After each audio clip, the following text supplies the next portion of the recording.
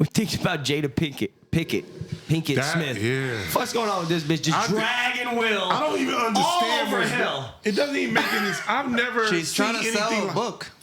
Listen, man. Is that what she's? Yeah, right now she's trying to sell her book. I don't give a fuck what she's selling her soul. Yeah, this shit is terrible. You know, and this is something that I just talked about this on my podcast. This boggles my mind because I'm sitting here going, in some of my loneliest moments in terms of dreaming, I went, whose career would be better to have than Will Smith? Especially if you could physically fit the part. 6 feet tall, in shape. He's the desire and the want of pretty much every woman, regardless of race. He's the envy of every guy. You famous, you rich, you got it all, mansions, cars. You need for nothing. You're one of the A-list motherfuckers. And you mean to tell me you are going through this?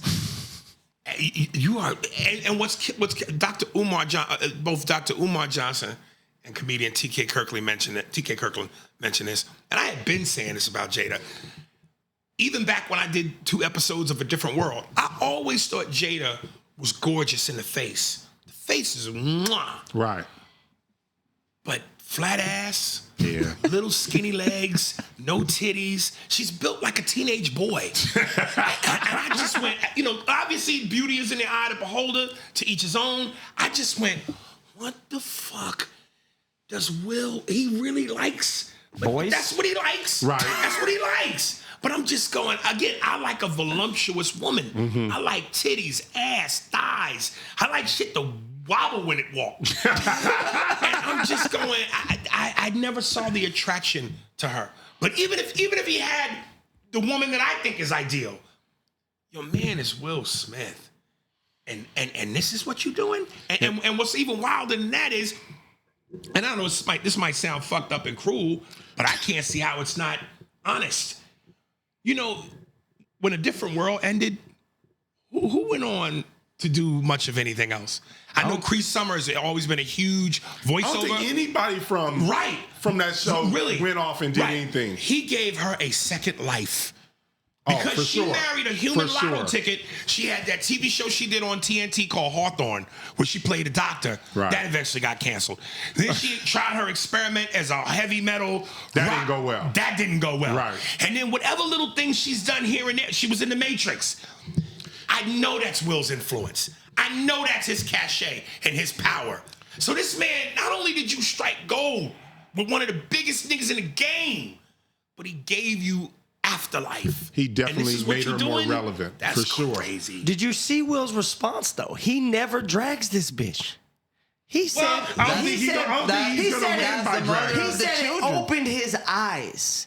Listen, now man, he's more like, you know what's he crazy? says you just go through a relationship and now he sees his what, like he's like loving her more. You know what's the crazy? more he You know what's drags her. crazy? And I hate to attach him to this word, but when you look on social media, the word that a lot of men are using in regards to him is simp. And I want to go, I don't want to associate him with that word. But when you look at the evidence between him being on The Breakfast Club and saying, when Charlamagne asked him, are you threatened? Were you ever threatened by her relationship with Tupac? And he goes, fuck yeah. Yeah. And then you cut to the Chris Rock slap. Then you cut to Tommy Davidson was recently on Shannon Sharp's podcast, Club Shay Shay. And he tells the story of when he's doing the movie Woo with Jada. And they have a love scene. She's his love interest. And they kiss. Will comes to the set, goes into the makeup trailer. Tommy's sitting down. And you know, Tommy's 4'8". All skin and bones. Right. Will is 6 feet, girthy. You know, a big dude. He says, Will's standing over him like, hey, man, what's up with that shit? I'm kissing Jada. And Tommy, because, you know, no man wants to be a punk. Even though he knows there's a vast weight height difference, he gets up and was like, what's up, man? Like trying to hold his own. But Will kill this nigga. But the mere fact that it's like, dude, Will, you're in the industry. You know love scenes and kiss scenes happen. You've done them. And now you mad and you barking at little Tommy Davidson because you can't handle your wife in a make pretend moment. So when you do the math on that with Tupac, Chris, Tommy, maybe Will held her back from being that jealous dude, and he was showing up to shit, and that's why she didn't get jobs. I don't think so. I don't know. I don't think so. I don't think so either. I'm just throwing it out there. saying that. So now when you use that word simp, you go, oh, the evidence though. Like, come on, man. Now, what about and I know how powerful and crippling pussy can be. What about the rumors that he's gay? What if he just been covering, like, you know, or if he's whatever? Or... I can't speak to that because I don't know. I just don't know. And those rumors are. I can't see. Those rumors go around with everybody. Yeah. No, they don't. Pretty damn near. No, they don't. Me and you both know that. We ain't heard a rumor about you. We ain't heard a rumor about Denzel. No, we haven't. We ain't heard a rumor about Michael Jordan. But what dudes will do is like that skit that I did where I kissed the dude. Oh, nigga, you. I'll be like, you don't know that nigga. That nigga's all man. Well, first of all, there's no shame in my game in that moment because, again, what I was doing it for, contextually, comedically, served a purpose. Right. It wasn't like I was doing some scene where, you know, I'm playing with a dog and then I just randomly kiss a nigga. Which you would go, where did that come from? No, there was a whole point to the moment.